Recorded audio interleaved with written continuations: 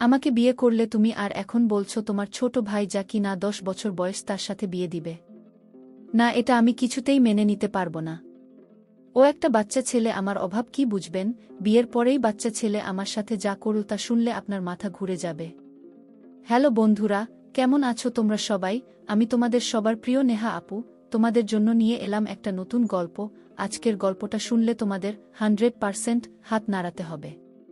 প্রতিদিন নিয়মিত ঘোপাগপির গল্প পাওয়ার জন্য আর আমার সাথে কথা বলতে চাইলে আমার চ্যানেলটি সাবস্ক্রাইব করে নোটিফিকেশন বেলটি অল করে রাখুন। তো গল্পটি শুরু করা যাক। তখন আমার বয়স ছিল 25। সেবার বসন্ত তখনও আসেনি। আমি যে চাকরিটা তখন করতাম সেটা মাত্র 2.5 বছর আগেই পেয়েছি। আমি বাড়ির বড় ছেলে। বড় বোনের বিয়ে হয়েছিল। বাড়িটা ইন্টার ফার্স্ট ইয়ারে পড়ত। আমার আরও একটা ছোট ভাই আছে, তার নাম আসিফ। আসিফ ক্লাস 9-এ পড়ে। আমার চাকরির প্রথম বেতনের টাকাটা দিয়ে পরিবারের সবাইকে কিছু না কিছু কিনে দিয়েছিলাম। মায়ের জন্য শাড়ি, বাবার জন্য পাঞ্জাবি, ছোট ভাইটার জন্য শার্ট আর প্যান্ট। ঘরের জন্য একটা ফোনও কিনেছিলাম। আর আপনার জন্য একটা ভালো দেখে কাপড় কিনে পাঠিয়েছিলাম। তবে আমার জন্য আমি কিছু কিনিনি। আমার একটা অসুখ ছিল। কেউ জানত না। আমিও জেনেছি ডাক্তারের কাছ থেকে কয়েকদিন আগে। ছোটকাল থেকে আমার মাথা মাঝে মাঝে প্রচণ্ড রকমের ব্যথা করত। মাথা ব্যথার ওষুধ খেয়ে ব্যথা থাকে কোনো রকমে জমিয়ে রাখতাম। একদিন সবার সাথে ক্লাস করছিলাম। সেদিনও সকাল থেকে মাথা ব্যথা করছিল। চোখে আগে থেকে দেখতাম কম। মাথাটা ভো ভো করছিল। ব্যথা এতই যে লিমিট ক্রস করে। আমি ক্লাসে অজ্ঞান হয়ে পড়ি। ক্লাসের কিছু বন্ধুরা আমাকে ডাক্তারের কাছে নিল। অনেকক্ষণ পরে হুঁশ ফিরল। ডাক্তার আমাকে কয়েকটা পরীক্ষা করাতে বললেন। করালাম। পরীক্ষা করার পর রিপোর্ট ধরা পড়ল আমার মাথায় টিউমার জন্মেছে। অসুখের খবর আমি কাউকে জানাইনি। নিজের মধ্যে সবসময় চেপে রেখে দিয়েছিলাম। বুঝলাম আমি আর বেশিদিন বাঁচব না। সর্বোচ্চ হলে কয়েক বছর হয়তো। চিকিৎসা সম্ভব না। তারপর থেকে পড়ালেখা ছেড়ে দিই। পরিবারের জন্য কিছু করার সিদ্ধান্ত নিলাম। ভাইটার নামে একটা অ্যাকাউন্ট খুলে সেখানে টাকা জমাতাম, কারণ আমার মৃত্যুর পরে পরিবারের দায়িত্বটা ভাইকে নিতে হবে। চাকরি করছি। 2.5 বছর হয়ে গেল। মাথা ব্যথার অনেকগুলো ওষুধ পকেটে পকেটে নিয়ে ঘুরি। চোখের গ্লাসটা অনেক পাওয়ারের। সে সময়ের প্রতিটা রাত হয়ে যেত আমার কেঁদে কেঁদে। কাউকে কিছু বলতাম না। বলেই বা লাভ কি? ডায়েরিতেও কিছু লিখতাম না। রাত্রে উঠে নামাজ পড়ে পড়ে কাঁদতাম। মৃত্যুর প্রহর গুনতাম। এরই মাঝে একদিন মা বললেন, মারুফ, অনেক তো হয়েছে, এবার একটা বিয়ে করে ফেলো না বাপ। নাতি নাতনির মুখ দেখাবেন না আমাদের? মায়ের কথাটা আজও আমার কানে বাজে। আমি মাকে না বললাম। বললাম আরও পরে করব মা। কিন্তু আমার মা নাছোড় বান্দা। বললেন, আমি তো কোনো কথাই শুনব না। আমি তাড়াতাড়ি মেয়ে দেখছি। মায়ের কথার উপরে কখনো কোনোদিন কথা বলেনি। মা আমাকে খুব ভালোবাসেন। মাকে বললাম, দেখ মা, তোমার এই রোগ আসুক না। ছেলের সাথে তার মেয়েকে বিয়ে দেবে। তার চেয়ে বরং আগে কিছুটা স্বাস্থ্য হোক, তারপর না হয় বিয়েটা করব। কিন্তু মা তার সিদ্ধান্তে অন্ধ। আমাকে বলে কি জানেন? বলে, আরে বাপ, স্বাস্থ্য দেখবে, বিয়ের পরে হয়ে যাবে। আমি তোর আর কোনো কথা শুনব না। আমি মেয়ে দেখার ব্যবস্থা করছি। মা একটা মেয়েকে তার ছেলে বউ হিসেবে পছন্দ করেছেন। মেয়েটা অনেক ভালো, সুন্দর ও কম না। আমি মেয়েটাকে একবার মাত্র দেখেছিলাম। তাকিয়ে থাকার মতো রূপ ছিল তার। গালের পাশে তার একটা ছোট্ট তিল ছিল। আমি তার থেকে দূরে দূরে থাকার চেষ্টা করতাম। ওই সময়টায় আমি খুব হতাশ হয়ে পড়ি। আমার কারণে একটা মেয়ের জীবন নষ্ট হয়ে যাবে, এটা আমি কখনো চাইতাম না। আল্লাহর কাছে শুধু প্রার্থনা করতাম যেন আমি বিয়ের আগে মারা যায়। আমি জানি এ ধরনের দোয়া করা ঠিক নয়, কিন্তু স্রষ্টার কাছে আমার আর কীই বা চাওয়ার আছে। শেষমেশ বাবা মা বিয়ের দিন তারিখ সব ঠিকঠাক করে ফেললেন। প্রতিটা সেকেন্ডগুলোকে তখন আমার নিকট এক একটি দিন, আর এক একটি দিনকে বছরের মতো মনে হতো। প্রতিদিন ভাবতাম, ঘুম থেকে যদি আর জেগে উঠতে না পারি তাহলে কতই না ভালো হয়। কিন্তু আশা কখনো পূরণ হয়নি। বিয়ের সময়টা ক্রমশ ঘনিয়ে আসতে লাগল। আমার উদ্বিগ্নতা ও বাড়ছে। বিয়ের 4 দিন আগে মা বললেন, শহর থেকে নতুন বউয়ের জন্য যা যা লাগে তা কিনে আনতে। যাবার কোনো ইচ্ছাই আমার ছিল না, কিন্তু যেতেই হলো। উপায় ছিল না।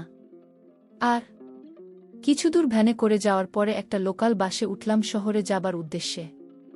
মনের মধ্যে কিছু সাংসারিক দৃশ্য ভেসে উঠছিল। অবচেতন মনকে তো আর বাধা দেওয়া যায় না, তবুও মনটাকে সেখান হতে ঘোরাতে চেষ্টা করলাম। বাসে আমার মাথা ব্যথা শুরু হয়, ক্রমশ বাড়ছিল ব্যথাটা। এই সময়টি খুব খারাপ লাগে, চিৎকার করে কাঁদতে মনে চাই। অনেক কোলাহলে আমার চেতন ফিরে আসলো। ঘুমেছিলাম নাকি অজ্ঞান ছিলাম, মাথায় কাজ করল না। নিজেকে হাসপাতালের বেডে দেখলাম।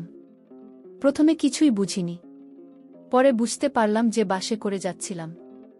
বাসে একটা দুর্ঘটনা ঘটে, কয়েকজন মারাও গেছে, অনেকে মারাত্মক আহত হয়েছে।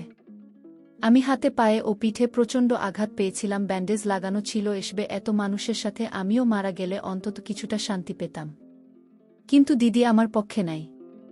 আমার মরণের দরকার ছিল, ওদের না। অথচ আমি মরিনি। খোদার উপর রাগ হচ্ছিল তখন খুব। হঠাৎ মাথায় একটা বুদ্ধি আসলো। ভাবলাম আমি হারিয়ে যাব, আর সবাই ভেবে নেবে আমিও মারা গেছি। পকেটে যেটা টাকা ছিল তা নিয়ে বেরিয়ে পড়ি অজানার উদ্দেশ্যে।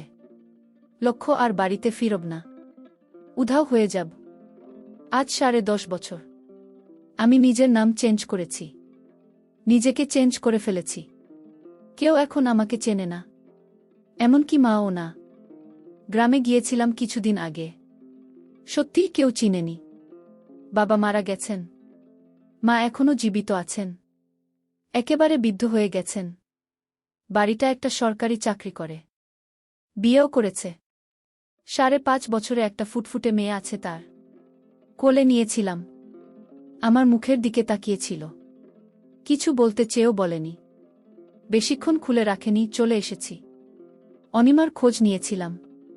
আপনাদেরকে বলিনি যার সাথে আমার বিয়ে হওয়ার কথা ছিল, ওই মেয়েটার নাম ছিল অনিমা। তারপরও আমি মায়ের হাত থেকে বাঁচতে পারিনি। মা আমাকে বিয়ে দিয়ে দিল অনিমার সাথে, কিন্তু আমি তো জানি আমি বেশি দিন বাঁচব না। কিন্তু অনিমা ও এই বিষয়টা জানত না। আমি অনিমাকে একদিন বললাম, শোনো অনিমা, আমি তোমাকে আজ একটা সত্যি কথা বলবো, তুমি কাউকে বলবে না তো? আমাকে ওয়াদা দাও। অনিমা বল, যে কি এমন কথা যে কাউকে বলতে পারব না? কি এমন কথা বলো?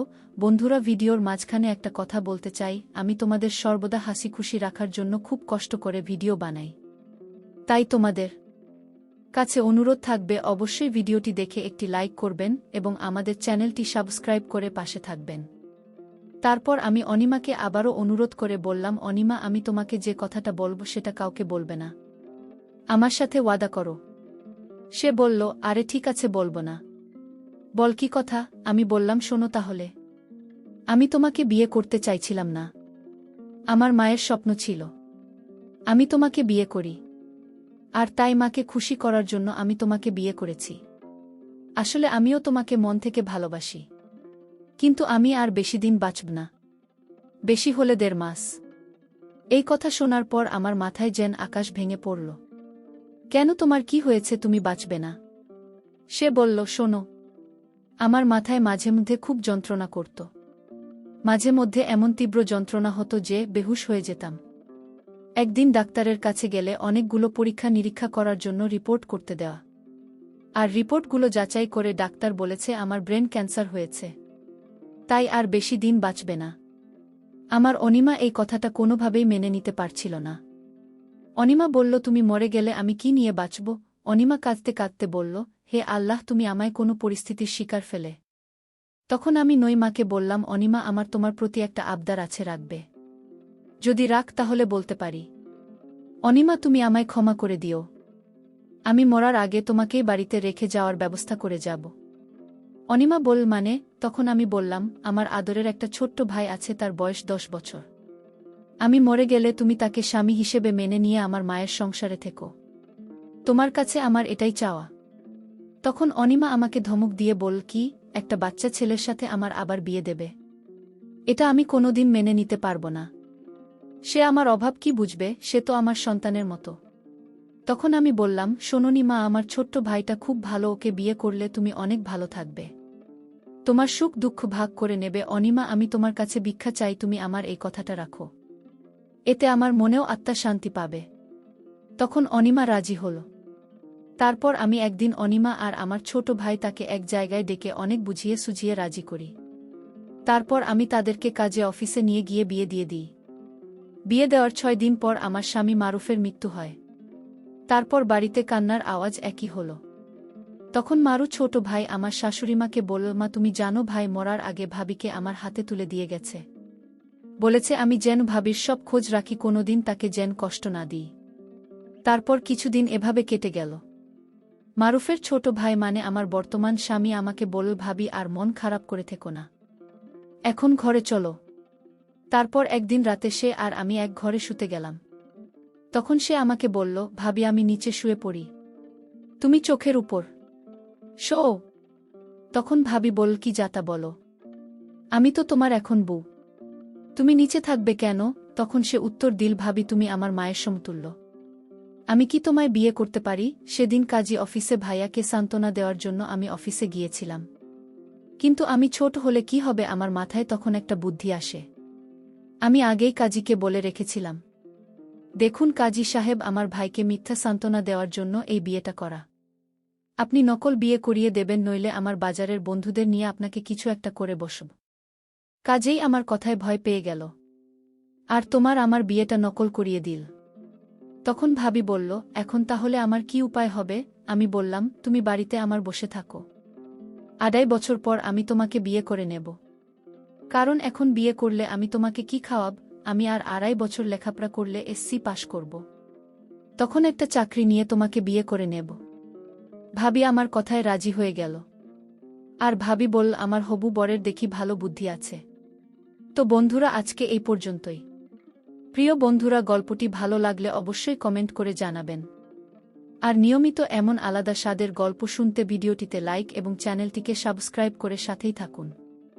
আর হ্যাঁ, নোটিফিকেশন বেলটি অল করে রাখবেন, যাতে পরবর্তী গল্প সবার প্রথমে আপনাদের কাছে পৌঁছে যায়। ধন্যবাদ বন্ধুরা, ধন্যবাদ সবাইকে।